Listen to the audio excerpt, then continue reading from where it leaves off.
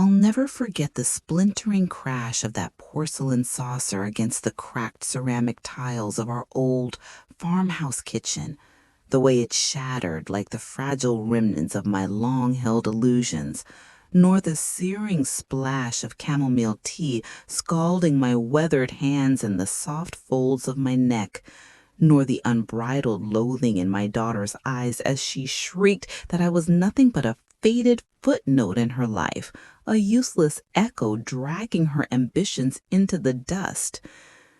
My name is Eleanor Voss, and at 68, after 44 years of pouring every ounce of my being into the role of mother, believing it meant surrendering my dreams, my dignity, and my very self on the altar of their needs, I've come to grips with the truth as sharp as shattered glass.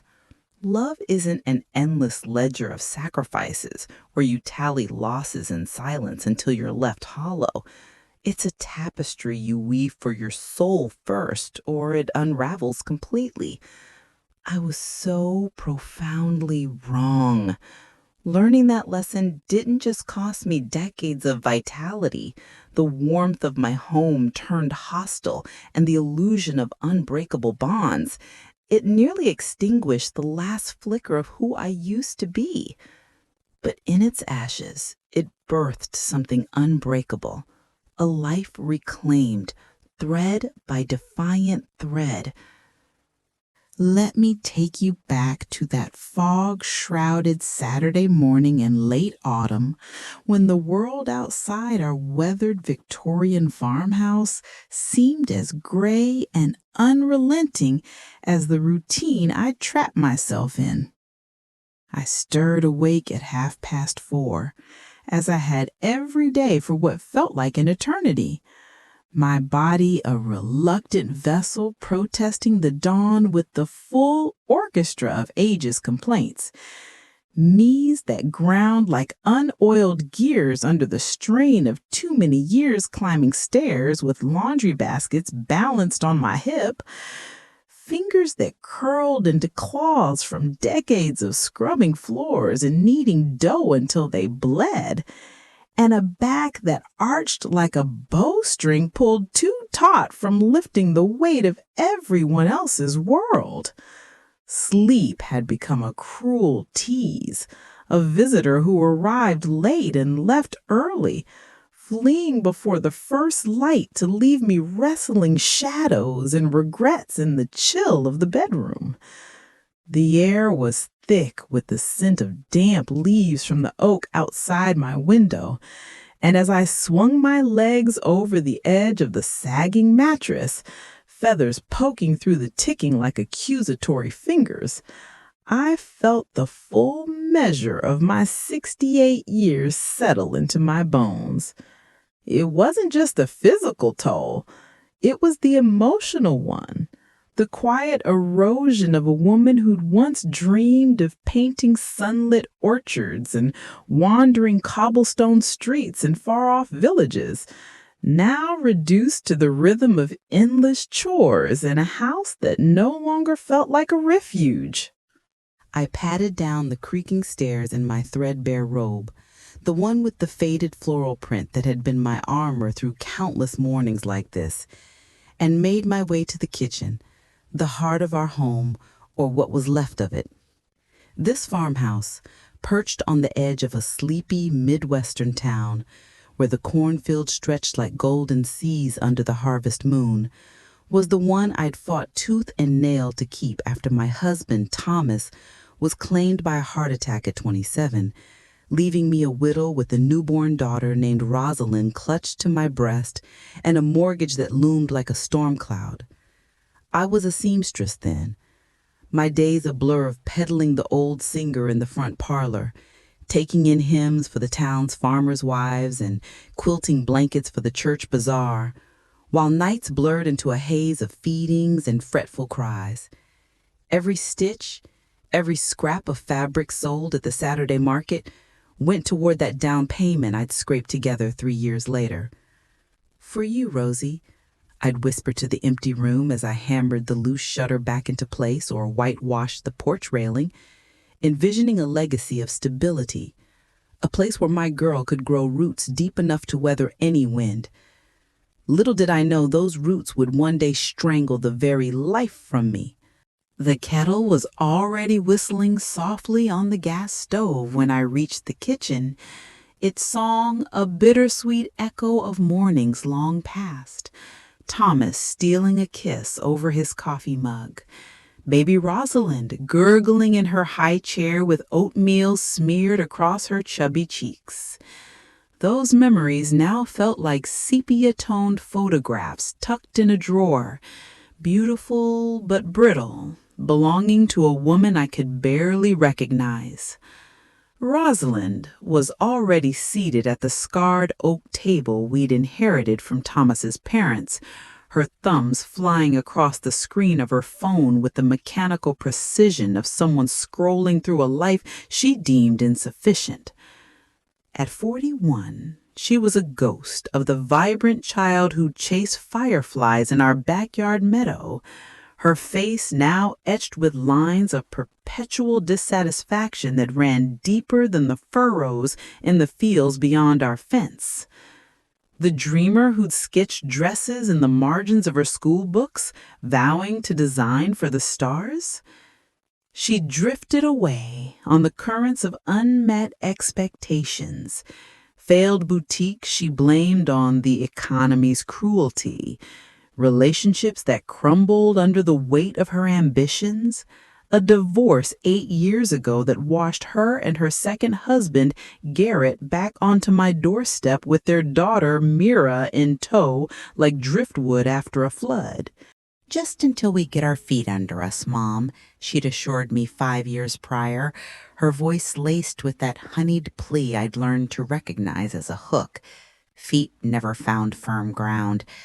I became the invisible current carrying them, mending Garrett's work shirts with threadbare elbows, covering the propane bill from my widow's pension so we wouldn't freeze through another Illinois winter, baking pies that stretched a single jar of preserves into desserts for 4. Mira, my 15-year-old granddaughter with her mother's curls but a spark all her own, claimed the attic room I'd transformed into a cozy airy with fairy lights and bookshelves scavenged from estate sales, her whispered stories and sketches a fragile bridge across the growing chasm. I poured the steaming chamomile into her favorite saucer, the delicate one with the hand-painted roses I'd bought on a whim during a rare day trip to the city, and set it before her with the care of someone offering a truce. "Drink up, Rosie. It'll warm you from the inside out on a day like this." She didn't so much as glance up, her spoon hovering in the air like a guillotine blade. Garrett had already headed out to his erratic contracting jobs. Mira was still lost in dreams upstairs.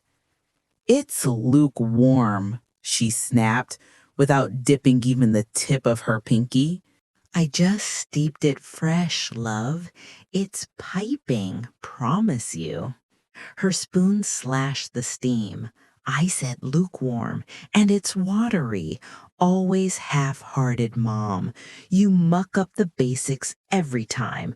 No wonder Dad couldn't stick around. He must have seen your incompetence coming a mile off." The words landed like a slap from an unseen hand, twisting the knife in old wounds. Thomas hadn't left. His heart had betrayed him mid-harvest, collapsing in the barn while stacking hay bales, gone before the ambulance could even scream down our gravel drive. But Rosalind had rewritten our history to fit her narrative, a habit she'd honed over years of deflecting her own stumbles. "I'm sorry, dear. Let me brew a stronger pot." That should have been the end of it. The way these brittle exchanges usually fizzled into a tense truce, the air thick with unsaid accusations. But the fog outside pressed against the windows like a living thing, seeping into the cracks of our fragile peace, and something in Rosalind snapped like a dry twig underfoot. She rocketed from her chair, the legs screeching across the tiles like the wail of a wounded animal, and snatched the saucer from the table in a grip white-knuckled with fury. Before I could step back or raise a hand to shield myself, she flung it, chamomile arcing through the air in a golden cascade, slamming into my face and hands with a hiss of steam that made my skin erupt in angry red welts. The liquid streamed down my neck, soaking the collar of my robe and dripping onto the floor in dark, accusing pools, while the saucer exploded into jagged shards that skittered across the tiles like fleeing secrets. The physical burn was immediate and vicious, a fire that stole my breath for a heartbeat, but it paled against the inferno in Rosalind's eyes. Pure, unfiltered hatred, the kind that doesn't flicker but consumes. "You're a joke, Mom," she thundered, her voice cracking the quiet like thunder rolling in from the plains. Leaning in so close I could smell the stale coffee on her breath from the night before. Shuffling around this crumbling old house like some outdated heirloom no one wants, cluttering up the space with your sighs and your endless nagging about saving for a rainy day when it's always storming for me. I'm drowning in this life because of you. Your penny-pinching pies that taste like regret, your constant complaints about the bills as if you're the only one scraping by. Garrett hates it here. He says it's like living in a museum of mistakes. Mira barely looks at you because who wants to inherit that kind of gloom? You're dead weight, Mom. A footnote in my story that I never asked for. Just pack it up and go. Some senior center bingo hall is too good for a relic like you. Disappear already. Each syllable was a shard, embedding deeper, carving through the layers I'd built to protect the soft parts of me. The mother who'd stayed up until the small hours mending Rosalind's prom dress with trembling hands after a seamstress botched it. The widow who'd sold her wedding ring to cover the deposit on Rosalind's first apartment when she needed space to breathe. The grandmother who'd bitten her tongue through years of watching Garrett's wandering eyes and empty promises because family sticks together no matter what. I stood there frozen in the epicenter of the storm, the tea cooling sticky on my skin, shards glinting mockingly on the floor I'd mocked the night before just to keep the peace. No tears fell, not in that moment. No scream tore from my throat. Instead, something inside me calcified, a quiet frost spreading from my core as the flashbacks flooded in unbidden, the endless evenings I'd spent at the kitchen table, poring over ledgers by lamplight to make ends meet after Thomas's death, sacrificing my own art classes to fund Rosalind's ballet lessons that she quit after 6 months because the teacher didn't get her vision. The way I pawned my mother's pearl necklace, the last piece of her I'd clung to, for the down payment on Rosalind's dream wedding to her first husband, only for it to implode in a haze of infidelity and alimony I helped cover. The quiet afternoons in the garden, pruning roses, while Rosalind raged about her latest failed venture, me offering nothing but a listening ear and a fresh pot of tea, convinced that was my role, to absorb, to endure, to fade. My own mother had ingrained it in me from girlhood, her voice a gentle whip. A good woman bends, Eleanor, like the willows by the river. She doesn't break the branch, she lets it sway. And bend I had, letting myself sway until I was little more than a whisper in the wind, My passions, writing poetry under the apple tree, volunteering at the local library to read stories to children whose eyes lit up like stars, withered on the vine to nurture theirs. When Rosalind and Garrett returned with Mira, promising it was just a pit stop, I'd cleared the guest room without a word, stocked the pantry with their favorites, and silenced my doubts about Garrett's late nights and Rosalind's growing barbs, because that's what mothers did. They held the family afloat, even as the water rose to their chins.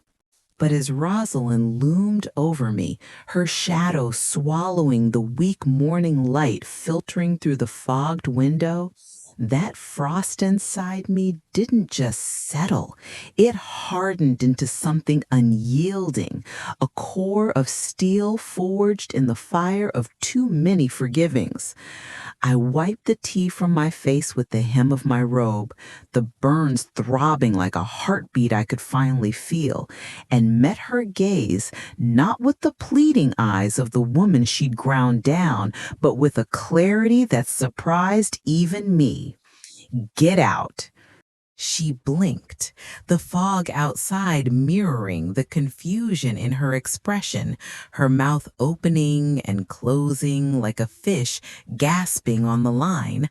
"What did you just say?" "You heard me," I replied, my voice steady as the ancient oak in the yard that had weathered blizzards and droughts alike. "Pack your things, yours and Garrett's. Leave my house now." A nervous laugh bubbled from her lips, brittle and disbelieving like the crackle of frost on a window pane. "You're out of your mind, Mom. This is our house. We've been here for years. You need us." I took a step forward, the shards crunching under my slippers like the breaking of chains I'd worn too long, my words coming out solid and final, heavy as the mortgage papers still tucked in the lockbox upstairs. "Need you? No, Rosalind. This is my house, in my name, bought with my blisters and my broken nights after your father died, when I stitched and scrubbed until my hands were raw to keep a roof over our heads. You've treated me like a servant, a scapegoat for every storm in your life, a bank account that never says no. That ends today, all of it." Garrett appeared in the doorway then, rubbing sleep from his eyes, his rumpled shirt hanging off his frame like a flag of defeat. "Rosalind? What's going on? I heard yelling." "Tell him," I interjected, not raising my voice, but not yielding an inch, the fog lifting slightly outside to cast the pale light on the mess at our feet. "Tell him to pack too. You have until noon. And Mira, she can stay if she wants. This will always be her home." Rosalind's face drained of color, then flushed a deep crimson, her fists clenching at her sides as if she could squeeze the reality out of the air. "You're insane. The lawyers will have a field day with this. This house is as much mine as yours. I've put sweat into it." "Sweat?" I echoed, a bitter laugh escaping despite the burn in my throat. "I've got the receipts, Rosalind, literal and figurative. Every penny, over $310,000 in 44 years. Your dance lessons, your failed startups, your emergencies that always seem to land on my doorstep. The deed? Mine. The equity? Mine. Fight it if you must, but get out." She whirled and stormed up the stairs, her footsteps pounding like artillery fire, curses spilling from her lips in a torrent that echoed off the walls. Garrett hesitated, shooting me a look that was half confusion, half calculation, before following her up, muttering under his breath about ungrateful old bats. The commotion roused Mira from her attic eyrie. Her footsteps light on the stairs as she appeared in the doorway, her dark curls toused from sleep, rubbing her eyes with the back of her hand. "Nana? What's all the noise? It sounded like something broke." I crossed the room in 3 strides, ignoring the stab in my hip, and pulled her into my arms, her small frame fitting against me like she was still the little girl who'd climb into my lap for bedtime stories. "Your mom and dad are leaving, sweetheart, but you can stay right here if that's what you want. This house is yours too." Her eyes, so like Thomas's, deep brown pools of quiet wisdom, widened as she glanced at the shards on the floor, then back to my tea-stained robe. Why are they going? Did I do something? I knelt to her level, brushing a curl from her forehead, my voice soft but unflinching, because Mira deserved the truth, not the sugar-coated half-measures I'd fed Rosalind for too long. "No, Petal, this isn't on you. Your mom, she crossed a line this morning, one I can't uncross. The yelling, the throwing things, I've let it go on too long because I thought that's what love looked like. But it's not. And I won't let anyone treat me like that anymore. Not her, not your dad, not a soul." Mira's lip trembled, but she didn't cry. Instead, she wrapped her arms around my neck, her voice a whisper against my ear. I heard her yelling from upstairs.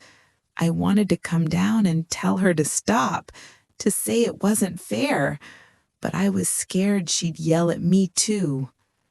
I held her tighter, my heart cracking open like the saucer at our feet. "Oh, my brave girl, it was never your battle to fight. You seeing it, feeling it, that's courage enough for 10 people, and you're always safe here with me, no matter what storms blow through." By noon, the house was a whirlwind of barely contained chaos. Suitcases zipped with frantic tugs, Rosalind hurling accusations from the bedroom like grenades, Garrett stacking boxes with the sullen efficiency of a man who'd long ago checked out. Mira hovered in the hallway, her sketchbook clutched to her chest like a shield, watching with wide eyes as the life she'd known unraveled. At the door, with Mira peeking from behind the jamb, Rosalind paused, her face a mask of red-rimmed fury and something that might have been fear. "You'll regret this, Mom. Who'll take care of you when you're really alone? Who'll put up with your little habits and your endless fussing?" I stood tall in the doorway, the fog fully burned off now, sunlight slanting across the porch like a benediction. "I've taken care of myself since the day your father left us, through fevers and floods and all the falls in between. And as for putting up with me, I'll start with myself. Goodbye, Rosalind." The door slammed behind them with a finality that rattled the windows, the sound reverberating through the house like the closing of a long chapter.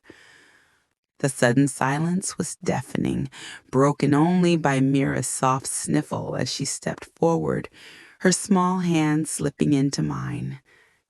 Together, we knelt and swept up the shards, her careful sweeps mirroring my own, the tea stains wiped away with an old dish rag until the floor gleamed clean once more. "Are we okay now, Nana?" she asked, her voice small but steady, as if she were testing the waters of this new reality. I pulled her close, pressing a kiss to her forehead. "We're more than okay, my little artist. We're free to draw our own lines from here on out." That evening, after Mira had retreated to her eyrie with a mug of hot cocoa and her favorite sketch pad, insisting she was fine, really, just processing, I sank into the worn armchair by the fireplace, the one Thomas and I had reupholstered during our first summer here, its cushions molded to the shape of countless evenings spent reading aloud from dog-eared novels. The quiet that enveloped the house now wasn't the oppressive hush I'd grown accustomed to, the one where I'd tiptoe around tempers and tiptoe over eggshells, afraid to crack the fragile peace. Now, this was a different silence, a vast, open canvas, echoing with possibility. The kind of quiet where you can hear your own heart beating steady for the first time in years. I traced the fading burns on my hands with tentative fingers. Superficial wounds, the doctor at the urgent care had assured me later that afternoon. Nothing a little aloe and time wouldn't mend. But the deeper cuts, the ones etched into the fabric of my spirit, those would take longer. Layers of scar tissue to build over the raw edges. I had to trust they'd heal, that the woman emerging from the wreckage would be stronger, more whole. My phone buzzed on the side table, insistent as a hornet, Rosalind's name flashing on the screen like a warning flare. I let it go to voicemail, her voice spilling out in tinny fragments. "Mom, this is ridiculous. You're overreacting. Come on, let's talk it out like adults. We can fix this." Then the texts began rolling in, a barrage of pleas laced with barbs. "You're being selfish. How could you do this to your own daughter? The house was always going to be mine anyway." I didn't respond, didn't block her, not yet, but I set the phone face down and rose to brew a fresh pot of tea, this time for myself alone, sipping it slowly by the window as the last of the fog lifted, revealing the orchard in the distance, its branches heavy with the promise of apples yet to ripen. The next few hours passed in a haze of mundane tasks. Mopping the last traces of tea from the floor, applying salve to the burns under the cool stream of the faucet, feeling the slight sting as a tangible reminder of the line crossed. Garrett arrived home around 1, his truck rumbling up the drive like an unwelcome thunderclap, bursting through the back door with his usual air of entitled bluster, tool belt slung low on his hips as if he owned the very hinges. "Where the hell's Rosalind?" he demanded, scanning the empty kitchen like a sheriff on a manhunt. I turned from the sink, drying my hands on a faded tea towel, my voice calm but edged with the steel I'd discovered that morning. "Gone, and you're next. Pack your things and get out. This is my house, and I want you gone." He let out a bark of laughter, sharp and mocking, the kind that echoed off the high ceilings. "What did you say, mother-in-law? You can't be serious." "Dead serious," I replied, meeting his gaze without flinching, the words tasting like freedom on my tongue. "This place is in my name, bought with my sweat and Thomas's memory long before you ever sailed into our lives. You didn't contribute a dime to these walls, and you've treated me like the help for years. Out, now." His expression shifted then, the mask of forced joviality slipping to reveal the calculating man I'd always suspected lurked beneath, the one who eyed the farmhouse's value like a prize at auction. "You've lost it, Eleanor. I live here. I have rights, common law, squatters, whatever you call it." "Check the deed if you like," I said, pulling a copy from the drawer where I'd stashed it that morning, sliding it across the table like a gauntlet. "Bought in 1983, my name only. No rights, no claims. Rosalind's already heard my piece. Now it's yours. Go." He took a step toward me, his height looming like a shadow over the table, trying to intimidate with bulk and bluster, the way he did when bills piled up and tempers flared. But something in my eyes must have stopped him cold. Perhaps he saw the emptiness there, the nothing left to lose resolve that comes when you've stared down loss and lived. Or maybe it was the 44 years of holding back, finally uncoiling like a spring released. He turned without another word, trudging heavily up the stairs, his boots thumping like heartbeats counting down. 20 minutes later, he descended with a duffel bag slung over his shoulder and a scowl that could curdle milk. Mira watching from the top landing with wide, silent eyes. "This isn't over, Eleanor," he growled at the door, rain starting to patter against the roof like impatient fingers. "You'll see. We'll be back, and you'll beg us to stay." "Whatever tide brings you back, it won't wash over this threshold," I said, hand on the knob. "Not here. Not anymore." He left without a glance at Mira, the door clicking shut behind him like the final stitch on a seam I'd been mending too long. The moment it closed, Mira flew down the stairs and into my arms, her embrace fierce and trembling. "What happens now, Nana? Are they really gone? Like, for good?" I held her close, stroking her hair as the rain picked up outside, drumming a steady rhythm on the roof. "Now, my love, we breathe. We live in a house that's ours again, without the storms. For the first time in so long, we live in peace." That night, after Mira had finally drifted off in her eyrie, clutching her sketchbook like a talisman, I sat alone in the dim parlor, the house wrapped in a quiet that felt foreign yet familiar, like slipping into an old coat that had been let out to fit. The rain had softened to a gentle patter, and the fire I'd kindled in the hearth crackled softly, casting flickering shadows on the walls, lined with bookshelves sagging under the weight of volumes I collected over the years. Stories of women who broke free, who charted courses across uncharted seas. I touched the fading welts on my neck, the skin tender but already healing, a physical echo of the invisible wounds that had festered far longer. My phone lay silent on the armrest, Rosalind's messages unread and unanswered, a digital graveyard I had no intention of visiting. For the first time in years, the silence wasn't heavy with expectation or fear of the next outburst. It was clean, open, laced with the faint scent of possibility, like the air after a storm when the earth smells renewed. I traced the patterns in the flames, letting my mind wander back, not to the pain, but to the woman I'd been before the weight of it all pressed her flat. There was the Eleanor who'd laughed with Thomas under the stars, planning a garden that would bloom with rare heirloom roses and a greenhouse for starting seedlings in the dead of winter.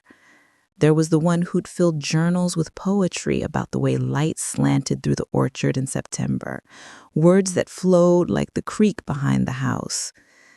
And there was the mother who'd read those poems to Rosalind as bedtime stories, watching her daughter's eyes widen with wonder, not realizing that wonder would one day curdle into resentment. How had we gotten here? When had the girl who'd once begged for just one more story become the woman who saw me as an obstacle, a relic to be tolerated until she could claim the inheritance? The questions swirled, but for the first time, they didn't drown me. Instead, they clarified something profound. This wasn't just about Rosalind's cruelty or Garrett's freeloading. It was about the choices I'd made, or hadn't made, to protect the woman I was beneath the roles I'd worn like ill-fitting armor. I'd let them define me as the provider, the peacemaker, the punch bag, because that's what I'd been taught by my own mother, who had bent under my father's rages until she broke, whispering on her deathbed, "It's what we do, Ellie, for them." But what about for me? What about the life I'd devoured, the dreams I'd devoured, waiting for a reciprocity that never came? As the fire died to embers, I rose and fetched the old tin box from the pantry shelf, the one where I kept the important papers, a euphemism for the detritus of a life spent tallying others' needs. The deed was there, yellowed but firm.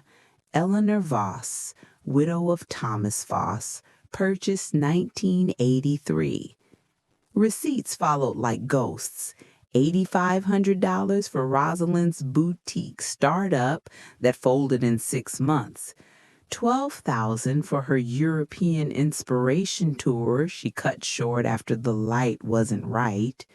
$4,200 for the wedding to Garrett, funded by selling the antique quilt my grandmother pieced by hand. Countless smaller slips for Mira's braces, Garrett's tools, Rosalind's therapy sessions that blamed everyone but her. The math, when I scratched it out on an envelope back, came to over $290,000 across 44 years. Money that could have funded my own studio in the city, trips to the vineyards of Tuscany, a small press for my poetry chapbooks. Instead, it bought contempt, complaints, and a saucer full of tea in my face. Rage bubbled up then, not the bottled kind I'd suppressed with deep breaths and "it's just a phase," but a volcanic surge that had me slamming the box shut and pacing the kitchen, fists clenched until my nails bit crescents into my palms. "Enough," I shouted to the empty room, the word echoing off the walls like a declaration of independence. "I gave you my youth, my fire, my fortune. What did you give but thorns and thistles?" Tears came with the release, hot and cathartic, soaking the tea towel I pressed to my face as sobs racked my frame. For the daughter I'd lost to her own bitterness, for the granddaughter caught in the crossfire, for the woman I'd become who apologized for existing. But when the storm passed, I straightened, wiping my eyes, and looked at my reflection in the darkened window. Not just the gray-streaked hair and the lines etched by laughter and loss, but a spark, a woman who'd finally said enough and meant it every syllable. They had no inkling, Rosalind and Garrett, that my reclamation went far beyond that morning's eviction. I'd already begun reviewing the documents in my mind, making calls in my head, plotting a rebirth from the roots up. For the first time in 44 years, the compass was pointed true north, toward me. The days immediately following their departure unfolded in a surreal hush, the farmhouse sounds shifting like a ship righting after a squall, floorboards sighing with relief under lighter steps, drafts whispering through cracks unblocked by their clutter, even the tick of the mantel clock seeming less like a countdown and more like a metronome for my own rhythm. Habit still hauled me from bed at dawn, but there was no frantic rush to the stove or the laundry basket. I lingered over my tea, savoring the chamomile's floral notes without the undercurrent of obligation, gazing out at the orchard where the leaves were turning crimson and gold, a reminder that beauty persists even after the hard prunings.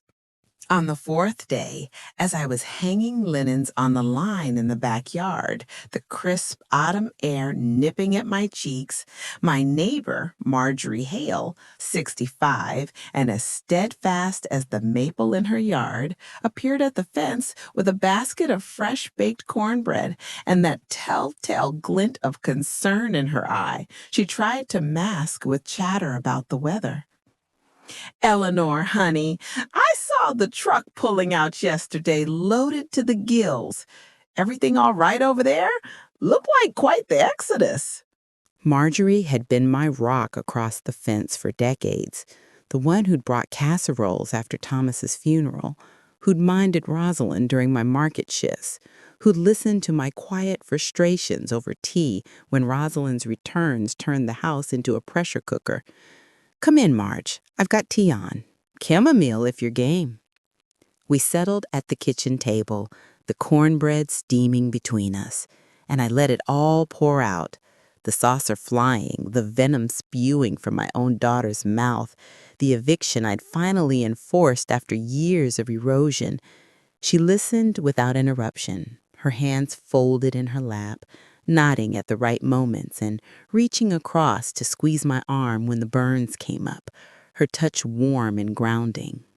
Oh, Ellie, she said when I'd run dry, her voice thick with the kind of empathy that doesn't pity but understands.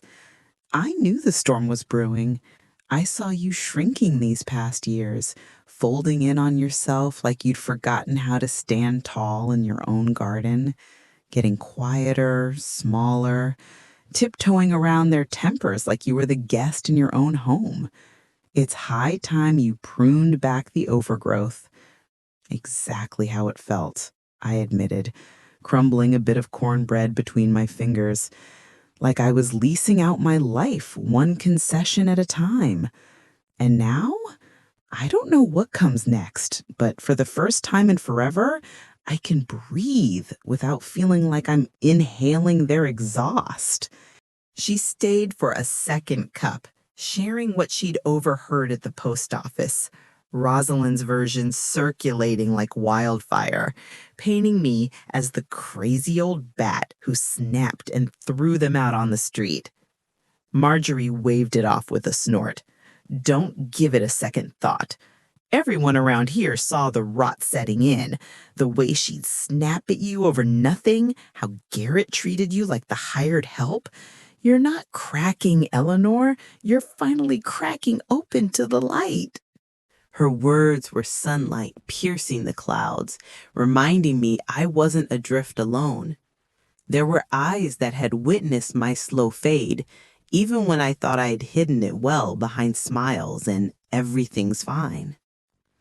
After she left, buoyed by that affirmation, I pulled the tin box from its shelf again, this time with purpose. The deed gleamed under the kitchen lamp, a talisman of my sovereignty.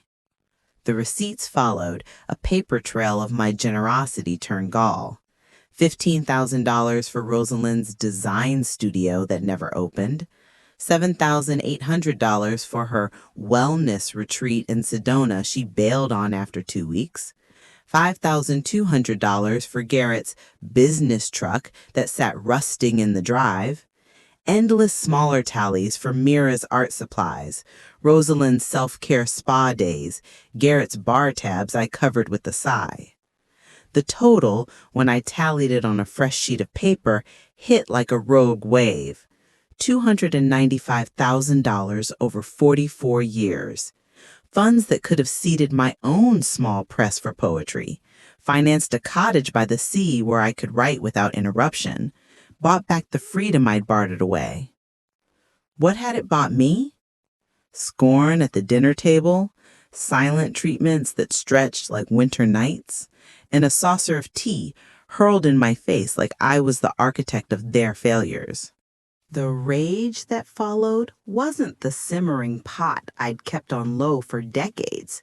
It was a bonfire, roaring up from my core until I was pacing the kitchen again, fists pounding the air as words I'd never dared speak tumbled out in a torrent. I gave you my mornings, my magic, my money. What did you give but grudges and greed? Tears streamed freely this time, mingling with the remnants of chamomile on my cheeks, sobs shaking my frame until I collapsed into the chair, exhausted but strangely unburdened, as if I'd lanced a boil that had festered too long. The poison was out. The healing could begin. Sleep evaded me that night, memories cresting like waves. Me at 23, standing graveside in the pouring rain. Thomas's casket lowered into the earth while Rosalind wailed in my arms, vowing to make her world bright enough to eclipse that darkness. The day she turned 18, me selling my painting easel, the one Thomas had surprised me with on our anniversary, to cover her community college tuition, only for her to drop out after one semester because it wasn't inspiring enough. The hushed conversation I'd overheard in the parlor last spring, Rosalind hissing to Garrett while I pretended to dust the bookshelves. Mom's health is failing anyway. The farmhouse will be ours soon. Just keep pushing her buttons until she cracks and moves to some assisted living dump on her own.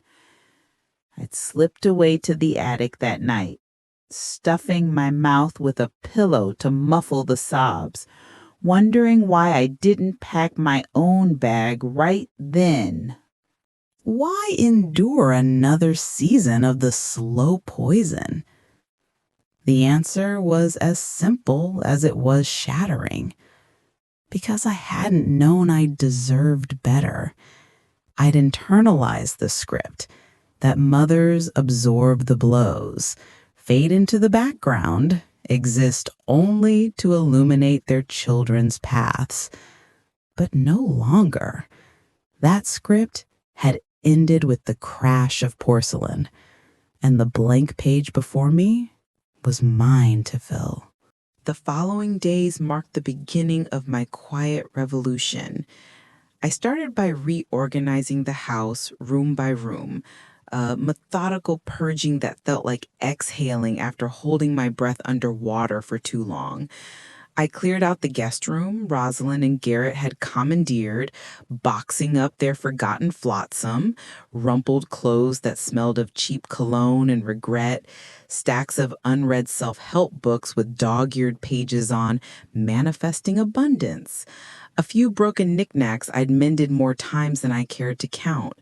It all went to the donation bin at the church, a symbolic casting off of the debris they'd left in their wake. In the back of the closet, tucked behind a pile of old tax forms, I found an envelope that stopped me cold. Inside were photographs of the farmhouse's contents, my antique sideboard with the carved initials TEV from Thomas, the quilt rack I'd built with my own hands, even the few pieces of jewelry I had kept from my mother, like the locket with a lock of Rosalind's baby hair. Each image had a sticky note affixed with a price, scrawled in Garrett's blocky handwriting, as if they were cataloging my life for a fire sale. A chill slithered down my spine. Had they been planning to liquidate my home out from under me, or was this some grim inventory for when I was out of the picture? I kept the photos, slipping them into the tin box with the receipts. They weren't just evidence of betrayal. They were ammunition for the boundaries I was finally drawing. Deeper in the closet, wedged between yellowed yearbooks and a box of holiday ornaments, I uncovered a folder that ignited a fury I'd never allowed myself to feel before. Applications for home equity loans in Garrett's name using my address and the farmhouse as collateral. Attempts to open credit lines tied to the property he had no claim to. None had been approved, thank God for small mercies, but the audacity of it, the casual theft of my security, the home I'd rebuilt plank by plank after Thomas died, filled me with a white-hot outrage that had me clutching the papers until they crumpled. This man, this son-in-law I'd welcomed like a son, had been scheming to mortgage my legacy, the one piece of stability I'd clawed from the jaws of grief. I marched next door to Marjorie's, the folder under my arm, and showed her the stack over a hurried cup of coffee. Good Lord, Eleanor, this is fraud waiting to happen, she said, her eyes widening as she flipped through the pages. You need to get this to a lawyer, now. Report it, protect yourself. I don't want a war in court, I confessed, my hands still trembling. Just peace. But yes, I'll have it notarized, on record, in case they try to circle back with more hooks. Marjorie nodded, then pressed a name into my palm. Her cousin, Harriet, a no-nonsense attorney who'd handled estates for half the county. Call her today. And Eleanor, you're not alone in this. We've all seen the way they've worn you down. Time to hoist your own sail. I dialed Harriet that afternoon, and she carved out time for me the very next day. She was a compact woman in her late 50s, with a handshake like iron and eyes that missed nothing, listening to my tale unfold, the saucer, the screams, the folder of forgeries, without so much as a raised eyebrow, just jotting notes in a leather-bound pad with a pen that clicked like a gavel. You did the right thing evicting them, Mrs. Voss, she said when I'd finished, leaning back in her chair. What your son-in-law attempted with those loans, that's fraud in the making. These documents are your smoking gun, but I sense you're not after vengeance. Not vengeance, I agreed, the word tasting foreign on my tongue. Just safeguards, so they can't drag me under again. Understood. We'll build a bulwark. First, a new will spelling out your intentions crystal clear. Second, a notarized declaration affirming your daughter and son-in-law have no legal claim to the property. Third, we'll file these loan attempts as potential fraud, so if push comes to shove, you've got the paper trail to defend your peace. She paused, tapping her pen. And Mira, the granddaughter? Everything to her, I said without hesitation, the decision settling like a stone in still water. A trust until she's 21, with a trustee to steward it wisely.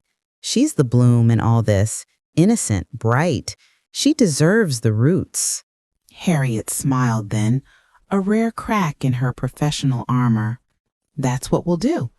Over the next couple of weeks, we'll get it all squared away. Signatures, declarations, the works. For the first time in your life, you'll have control over your legacy, not dictated by blood, but by choice. Those weeks were a whirlwind of paperwork and small victories. Afternoons at Harriet's office signing stacks of forms that felt like signing away the old Eleanor. Evenings poring over the will drafts with Mira curled beside me on the couch, her questions gentle and curious. What's a trust, Nana? Like a secret garden only I can find? And mornings waking to a house that hummed with a new harmony, Mira's laughter echoing where Rosalind's barbs had once reigned. For the first time, I felt the reins of my future in my own hands, not yanked by invisible strings of guilt or obligation. I made other moves too, ones that felt like lopping off dead branches to let light in.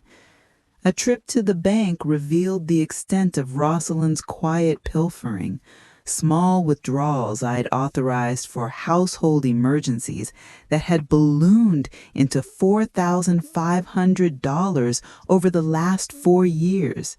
$50 here for groceries, $200 there for gas, siphoned without a whisper of thanks. The banker, a kind-faced woman named Sylvia who'd known me since Mira's baptism, pulled up the statements with a sympathetic frown. Revoke access, Mrs. Voss. Immediately, I said, signing the forms with a steadiness that surprised me. It was like severing an umbilical cord that should have been cut decades ago. I canceled the supplementary card Rosalind had on my account, too. My name, my liability, but her free pass to indulgence. Bills landing in my lap with excuses of tight months or next paycheck promise. 3 days later, my phone erupted. Rosalind, voice shrill as a tea kettle left too long on the boil. "What have you done, Mom? I tried to buy Mira's art supplies today, humiliated in front of the whole store. You can't cut me off like this." I let her rage wash over me like rain on a window, then replied with a calm that felt like armor. I had expenses for 44 years alone, Rosalind. No help, no holidays. It's time you learn to stand on your own feet. Goodbye. I hung up, powered off. The silence that followed was sweeter than any apology. Mira showed up on my doorstep that very evening, alone and soaked from the drizzle, her backpack slung over one shoulder and eyes puffy from crying. "Nana, can I stay just tonight? Mom's yelling at Dad and I couldn't breathe there." I wrapped her in a towel and a hug, leading her to the kitchen where I fixed her a mug of the same chamomile, strong this time, no half measures. And we sat at the table, the rain tapping a lullaby on the roof. "Your mom's spinning tales about how I've abandoned everyone, how I'm the villain in this story," I said softly, stirring honey into her tea. "What do you think, really? No wrong answers, Petal. Just your heart." Mira took a slow sip, her fingers tracing the rim of the mug, then looked up with that quiet wisdom that always pierced me. "I think Mom's always been mean to you, Nana. The way she'd snap when you tried to help with dinner or fix her blouse, how she'd roll her eyes when you suggested saving a little for Mira's college fund. I saw it all, the yelling, the way Dad ignored you like you were furniture. It made me so angry inside, but I was scared to say anything, afraid they'd turn it on me or that it'd make things worse for you." "You're no coward, my love," I said, reaching across to cover her hand with mine. "You're a girl in a gale, and just seeing the winds shift, that's bravery enough. It was never your burden to carry." "But I could have spoken up, done something." She trailed off, then squeezed my hand. "You're different now, though, like you've shaken off the rain and the mud, stronger. You're the reason I feel it, Mira, and you're always welcome here. New numbers just for us. Call when the storms hit. I'll be your lighthouse." She stayed the night, our conversation meandering from her school sketches to dreams of studying marine biology.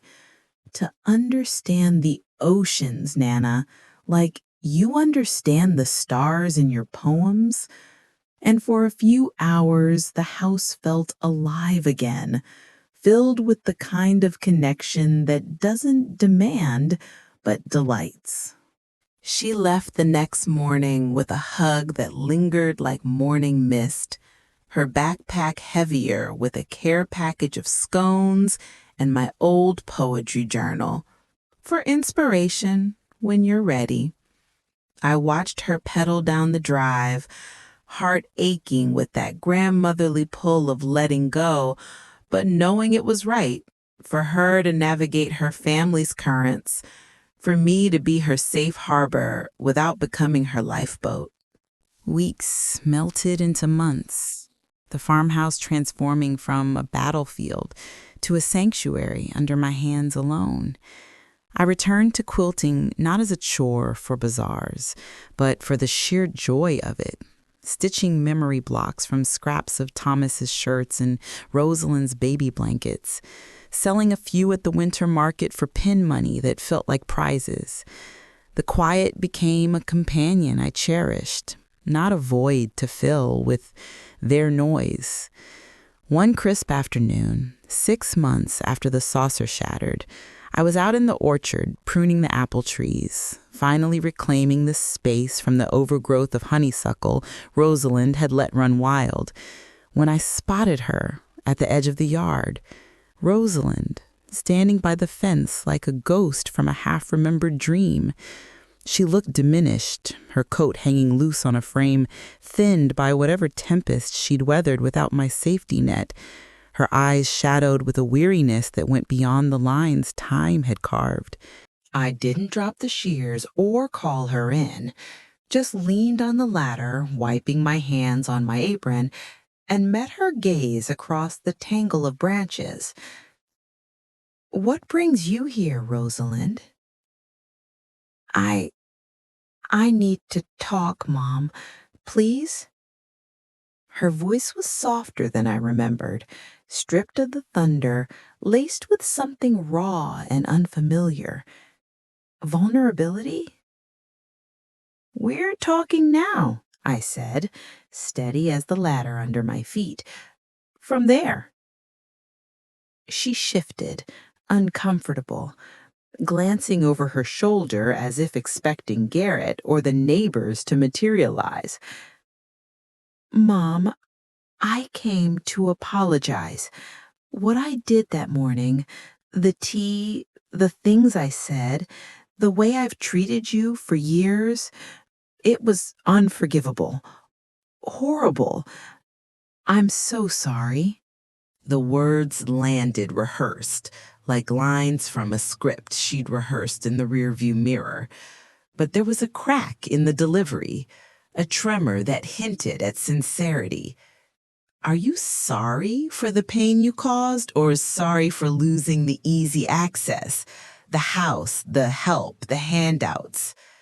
She flinched, but held my gaze and for once didn't deflect. "Both, I suppose. And I need your help.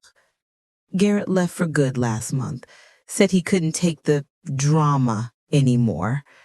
We're behind on rent in this awful apartment, and Mira's school fees. I don't know what to do." I set the shears down on the ladder rung, the metal clinking like a closing parenthesis. "That's your tide to navigate now, Rosalind, not mine." "I'm your daughter," she pressed, voice rising like the wind in the branches. "Doesn't that mean something?" "And I'm a woman before I'm your safety valve," I replied, the words flowing easier than they ever had. "Women deserve respect, something you never extended. I gave you my mornings stitching your dreams into reality, my savings for your stumbles, my silence when you needed space to scream.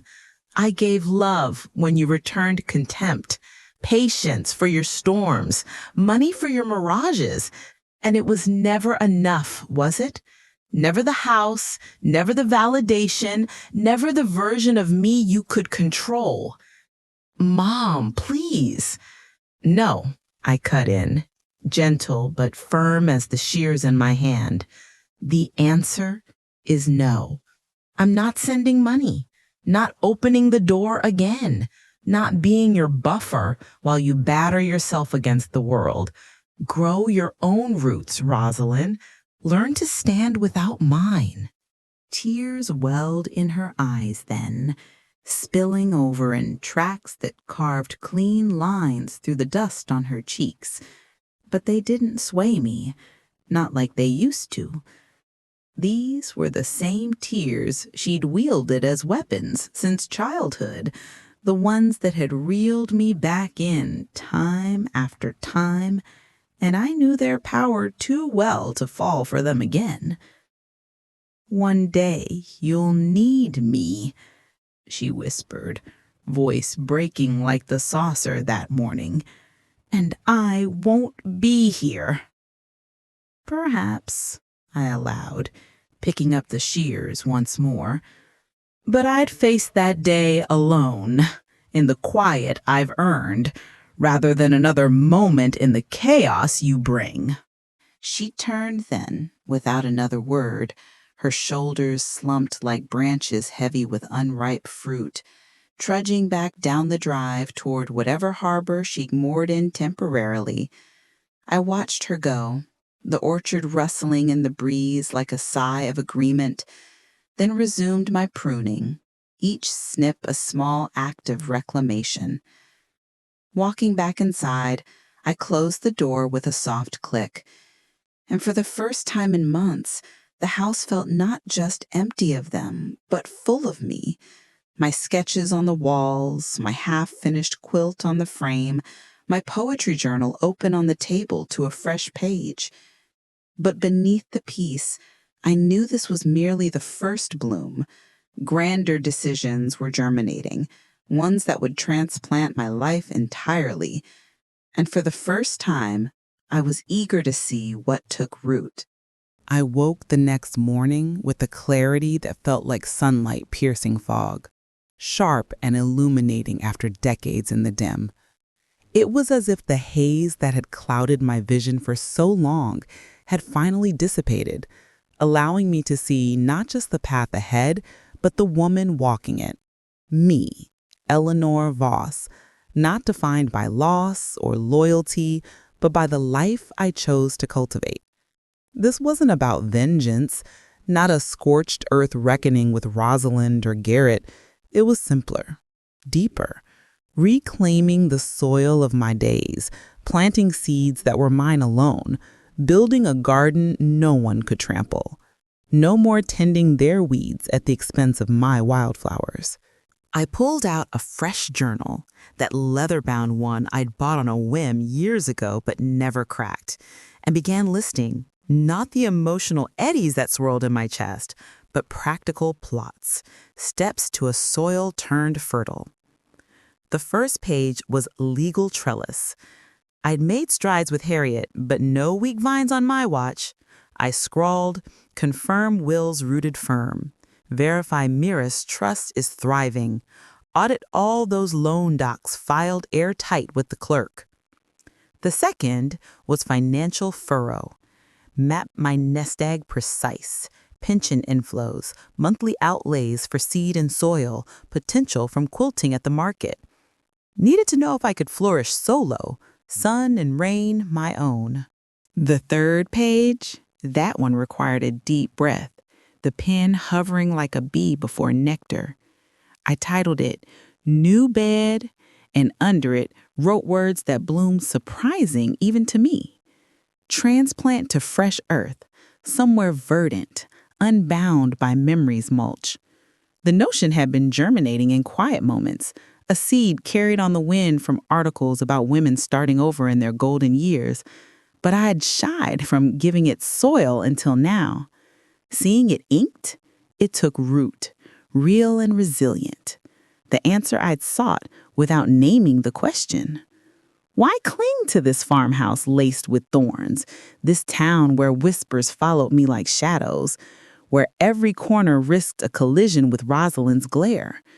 Why not uproot and replant in soil untainted, a place where no one knew my history, where I could simply be Eleanor, unburdened by the past perennials?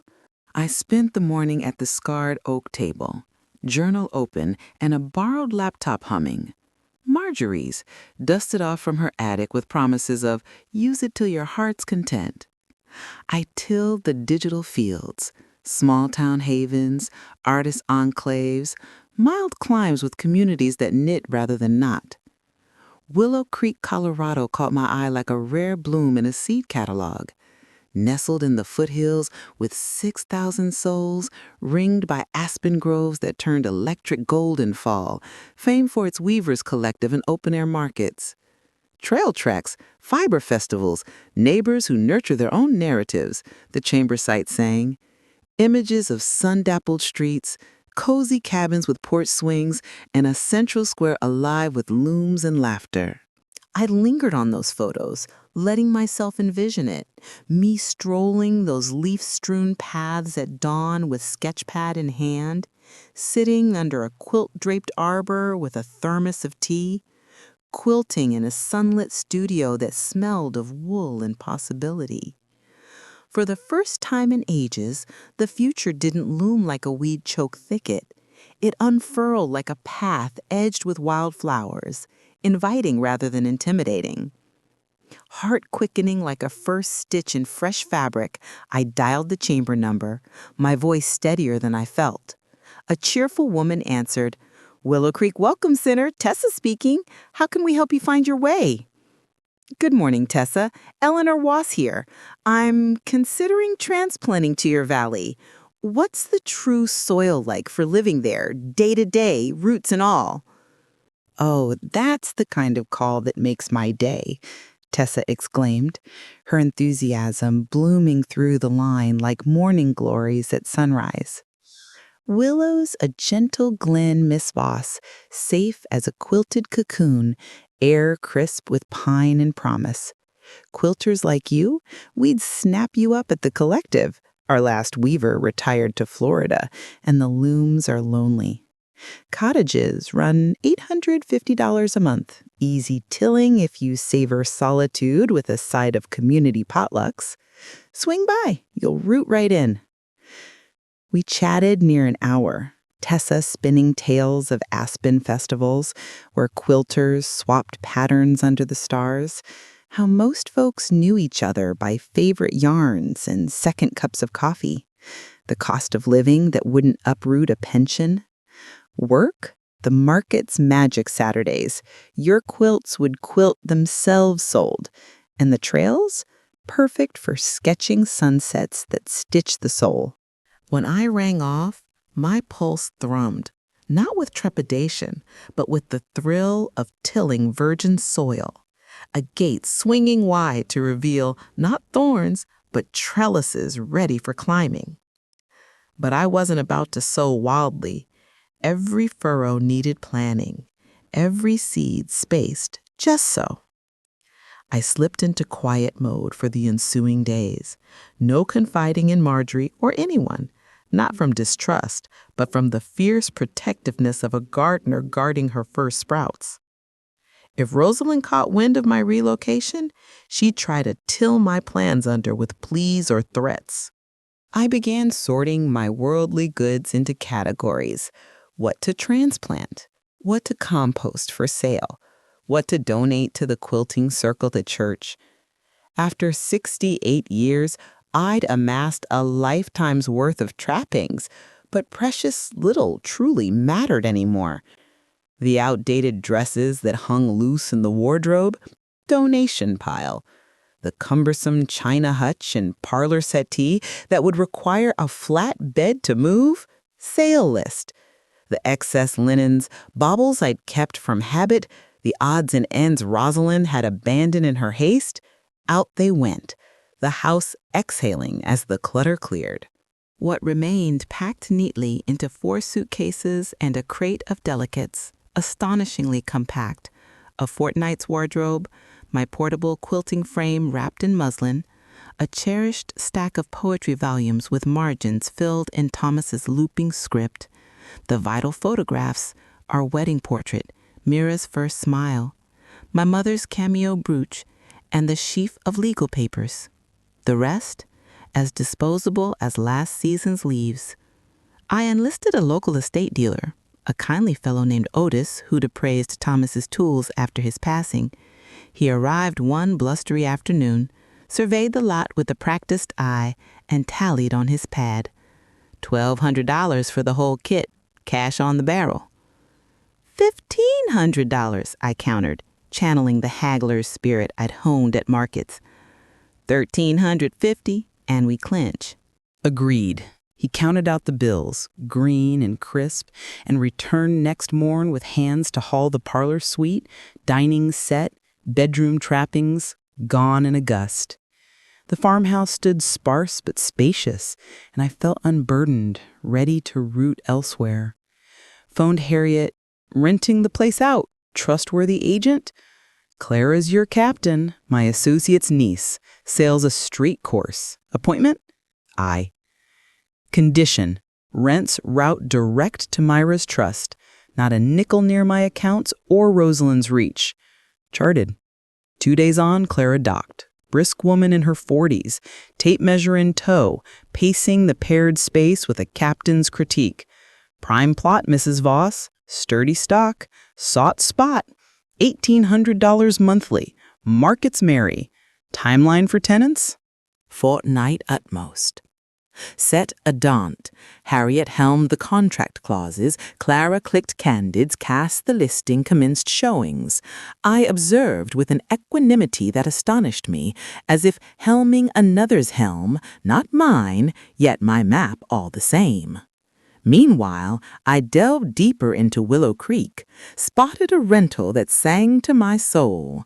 Modest cabin twixt aspens, 2 chambers, foothill vista from the stoop, $850 monthly. Rang the ad. Afternoon, Eleanor Voss, courting that cabin lease, vacant? Voyage on, a matron's melody replied. I'm Tess's kin, Willow, to attempt? Distant docks, video viable. Wizardry's weak suit, but my niece navigates. Number. Minutes later, a lass's lens lit my screen, panning the haven. Humble-hewn logs, hearth-honeyed, galley with glen-glimpse casement, 2 tidy berths, bath buoyant, stoop-spotted sage, and a stitch shed for frames. Splendid, I sighed. Secure sand site? Deposit dawn? Onto firms, first plus surety, wired. That twilight sprawled in the Spartan farmhouse, suitcases sentineled by the jam. I nursed a nectar I'd not savored in spans, anticipation for the uncharted, inquisitiveness about awaiting arbors, conviction my voyage hadn't voyaged at 68. It was cresting the Cape. Dawn dispatched the deposit to Willow, $1,700, hefty but hoarded, now harvested for my harvest. En route, I ensconced extras. New nest egg, not known, bulk banked, bare bones bides, passcodes pivoted, portals padlocked, phone firm, fresh fob, trio trusted, Mira, Marjorie, Harriet, not else. Each edict erected ramparts round my renaissance, fortifying fortitude, franchising fate's ferry. Marjorie moored mid-noon, maw gaping at the gutted glen. Eleanor, mercy, what whirlwind? Sold the ship? Slimmed the sail, I sparred simple. Eyed her earnest, she'd earned the ensign. Relocating Marge to a Colorado creek, afar from this flotsam. Renaissance ripe. Aqua brimmed her optics, brisk blinked, when. Week's wind, Clara's crew clinched. Rosalind rudderless, nay, nor till I'm navigated. She netted me net, nary a nod, but ne'er neglect, creek calls kindred. Kinship kindles, chuckled clean. Week's wake, Clara caroled, crew clinched, cordial crafters, credits keen, seal soon, settle Sunday. Suit? Swells. All aligned as astrolabe, cosmos conspiring cordial, contrariwise contraried. Commenced crating the cargo, 4 cases core, crate candied, that's tally. 68 anims amassed in armada. Twilight for tack, Mira messaged the relic rig. Nana, harbor hither? Hatch Hitch's heart, haste. She hove that haze, halted at hollow hold. Heavens, hollowed? Like harvest hollow? Huddle, Mira, map to unfurl. Honed at heart's lone ledge, oolong oaring, I oared the Odyssey. Colorado Creek, cabin claim, collective courting my chords, choice to cleave and cultivate solo. Mira misted, mightily, frame frail, but my mooring, Mira's missive mine, murmurs monthly. At 18, Aries agape any time, mollified, nodding mid-nectar. Mom? Mom's the murmur. Pressed? Plea ignorance, parting no plot. Adult, I. Acute acumen, knew the knots, knew my keep. Miss madly, Nana, but majestic, mosaics anew. Thy muse, Minnow, messaged missive minted. Munition, Memoir, mantle, mom's mom, Mrs. Knott. Munitions mustered. Mellowed the morn, me manifesting a half-hewn hanky, her hymning a hazy hollow scene from my hymns, humble hash, and hashes of her high school haze, her harbors, perhaps horticulture, like Nana's needles. Halcyon, that harmony, hallowed hitch unhewn. Hatch heaved, vice viced, voyage vivid, Nana, verdant, virtue's vessel, watched her wend the way, wrenching with warden's woe, but wheel weft, right for her helm, my hold, our hue. Hindmost days hurricaned, Harriet's hatchings, utility unyokes, relic rigs raised, remnants reft to refuge. Twilight fore-tack, Marjorie mustered mellow muster, muffins mulligan, memoir meanders. Missive mine, Eleanor, moniker mast, lest Rosalind rummages. Ring rigged, reckon rigged. Rig ratified. Relish for reconnaissance, rapport, no recrums. Recrums? Reverence rover. Hugs hove heavy, then I hide the hollow hold last. Cases cabsten by casement, caravel convoy dawn for frame and flotsam. Lair lashed, lentil lashed, I limbed the ledger, luminous leagues in this lair, Rosalind's roving romps resounding rafters, Thomas's thumb twined mine by transom, and lurid lapses, lashings when she lurched Leviathan. But beyond, the birth I'd been, the bloom burgeoned, Eleanor unenduring tacit, unyielding you for yield, unvictimized by virtue, woman wagering isot or indenture, regard or rancor, pox or press, unfazed to flourish at 68, faded fay, fire fanned. Crack cracked for creek, clad in corduroy and clogs, churned chamomile last in that galley, gulped gradual, gazing garden ungarnered. Septum, Marjorie moored, mulish on motoring me to motor bay. Nary mag, I'm thy tug today. Trundle trunks to truck, last leer at lair, no nostalgia nagging, just juncture, like journals juncture juiced. Fare thee well, farm, I fanned. Fervor for furlongs?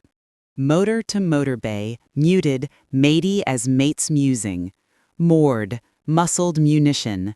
Bloom boundless, Eleanor, bounty beckons. Bounty birthed by buoy, Marjorie, benediction. Hug hove, then humped hold, billet to Colorado. Depart decim denari, through drizzle dazzling. Lounge luffed with levers luring their latitudes.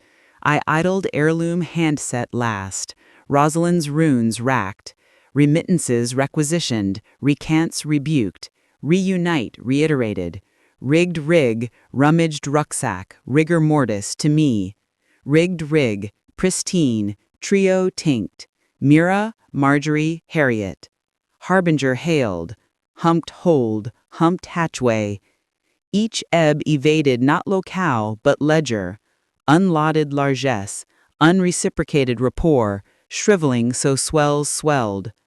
Astern, hazy but halcyon, uncharted, unyoked, unyielding. Boarded, bagged, bay by bay, bunked by bay. Bay bald buoyant, baying by as berg blurred in bay. 44 annums of annals unannexed.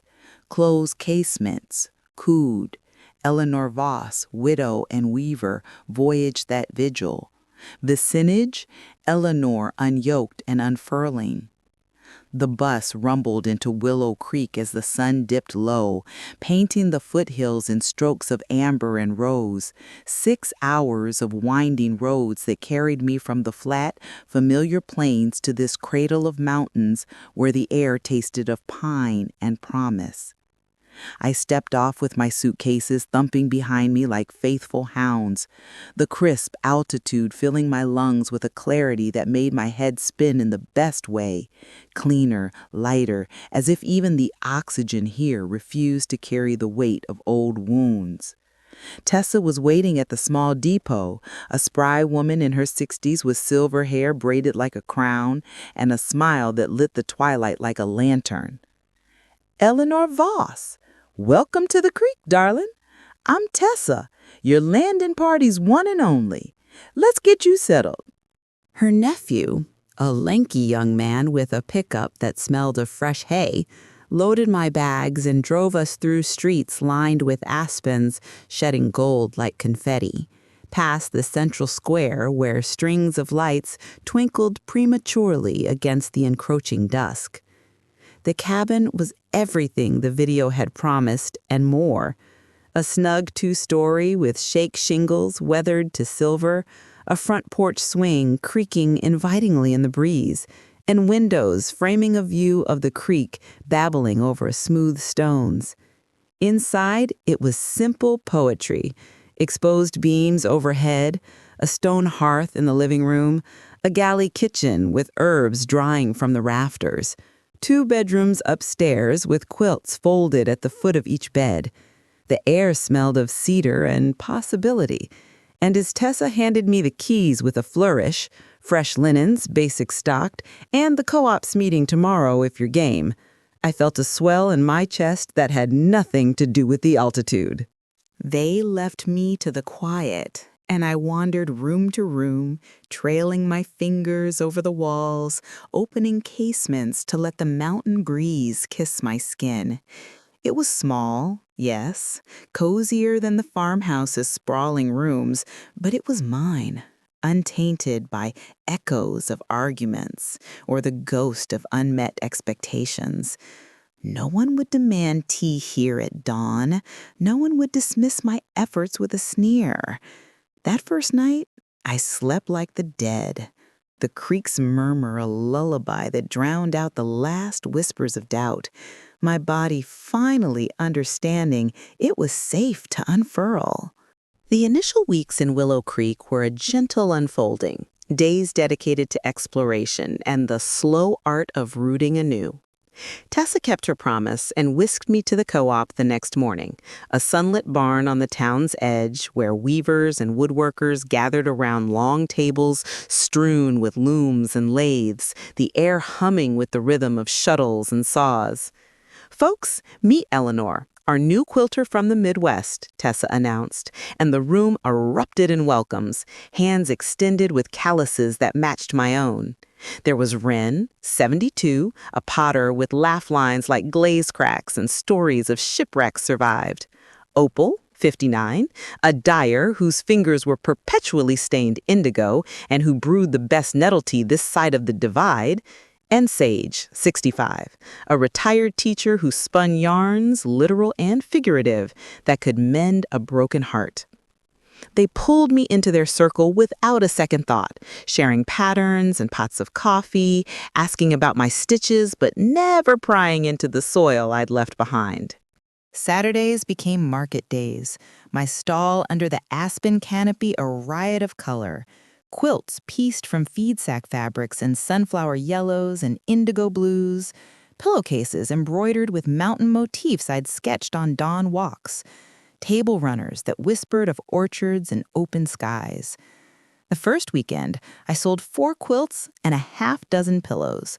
Not a fortune, but $220 in crisp bills that felt like treasure, earned with my hands and heart, without a voice in my ear whispering, "Not good enough." The buyers lingered, sharing tales of their own transplants. "Came here after my divorce, found my footing in the fibers," one woman confided. And for the first time, I shared snippets of mine. Left a life that no longer fit, planted in soil that does. Mira called every Sunday evening, her voice a lifeline across the miles. Our conversations meandering from her latest sketches. "I'm drawing a quilt inspired by your stories, Nana," with creeks and cabins, to updates on her world. School dramas, friendships blooming and fading, the quiet ache of a home split between parents. "Mom's working double shifts at the diner now," she'd say one week, lowering her voice. "She's tired all the time, snaps a lot. Says it's your fault for forcing her to grow up. But Nana, I miss you. When can I visit?" "Soon as school's out, Petal. I've got the guest room waiting with fresh quilts and a sketch pad just for you. And your mom? Tell her I'm well. That's all she needs to know. 2 years slipped by like pages in a well-loved book. Seasons turning with the creek's steady flow. Spring bringing wildflower hikes where I gathered petals for natural dyes. Summer alive with co-op picnics under star-pricked skies. Autumn's markets bustling with scarves and shawls that flew from my stall. Winter's quiet days spent by the hearth, needle flying as snow blanketed the glen. Friends wove into my days. Wren teaching me to throw pots on her wheel, the clay cool and yielding under my palms. Opal and I foraging for berries that stained our fingers purple as we laughed over failed batches of jam. Sage hosting stitch and sip evenings where we'd share poems by firelight, my words finally finding voice after years silenced. None pried into my past. To them, I was simply Eleanor the quilter, the newcomer with a laugh that grew freer by the month, and that was enough, more than enough. Mira arrived that first summer break, her train pulling into the depot with a whistle that sounded like homecoming, her duffel bursting with sketchbooks and a grin that split her face. We spent the week wandering Willow Creek hand in hand, mornings stitching samplers on the porch swing, afternoons hiking trails where aspens whispered secrets, evenings by the creek with picnics of cornbread and creek-caught trout. "You look lighter here, Nana," she said one twilight as we watched fireflies dance over the water, "like you've shaken off a heavy quilt you didn't need. Before, at the farmhouse, you always seemed tired, like you were carrying the whole world in your apron pocket." "That's exactly how it felt," I confessed, squeezing her hand. "But I left that world behind, Mira, with all its weights and worries. And look at me now. Quilting, writing, living. This is what freedom feels like." She nodded, her eyes reflecting the firefly's glow. "Mom asks about you sometimes. Is Nana okay? Does she miss us?" I tell her you're thriving. And Dad, he's gone for good. Started over in the city with someone new. Mom's alone in a tiny apartment, working at the library now. Says it's quiet, like you always wanted. I felt a pang, not guilt, but a quiet sorrow for the daughter who'd chosen thorns over tending, but no regret. I'm glad she's finding her way. "And you, my petal, what's your next stitch?" Mira smiled, fierce and full. "College next year, art school maybe, and visits here always. You're my favorite story, Nana." One crisp spring morning 3 years in, as I strolled the market with a fresh quilt draped over my arm, I witnessed a scene that pierced like a misplaced pin. A woman in her 30s berating an older one, her mother from the weary tilt of her head. "You're useless, always in the way. Can't you do anything right? I'm so tired of carrying you." The elder bowed her head, dabbing at her eyes with a handkerchief, the words landing like lashes. I saw myself in that bowed figure, Rosalind in the berater, and a surge rose in me, not anger, but compassion forged in my own fire. I waited until the daughter stormed off, then approached the older woman, my voice soft as chamomile. "Rough morning?" She looked up startled, then nodded, folding the handkerchief with trembling hands. "My daughter, she's stressed. Always stressed." "Stress doesn't license cruelty," I said gently, touching her arm. No one has the right to treat you like that, not even blood. You do things the way you can, and that's enough. Listen, you don't have to weather this alone. True love doesn't lash, it lifts. You deserve respect, dignity, a garden of your own to tend. Start small, one boundary, one no. The soil's fertile for change." Her eyes filled anew, but these tears were different, cleansing, like rain after drought. "No one's ever said that to me before. Thank you, whoever you are. Eleanor, I said, smiling, and you're welcome. Remember it when the storms come. Walking home that day, the market's bustle fading behind me, I thought of Rosalind, not with the ache of loss, but with a detached wonder. Had hardship humbled her? Did she grasp the graft of my giving, the green years I'd grafted to her graft? It no longer moored me. My peace was my own, untethered from her tempests. Today, at 71, I rise with the aspen's rustle, chamomile brewing on the hob, as sunlight slants through the cabin's casements. Mira visits monthly now, her art school sketches spilling across my table like promises kept, her laughter the sweetest thread in my tapestry. Willow Creek has woven me in, co-op commissions that pay the cabin's keep, poetry readings at the square where Wren and Opal cheer loudest, dawn walks where I gather ideas like wild seeds. Life here isn't lavish, no grand galleries, no galas under chandeliers, but it's lush, quilts of quiet joy, strokes of self-sown strength. The Eleanor who endured in echoes is echo no more. This one stitches, sings, soars unshadowed. To women wilted in the weeds, your worth isn't woven in what you yield to others.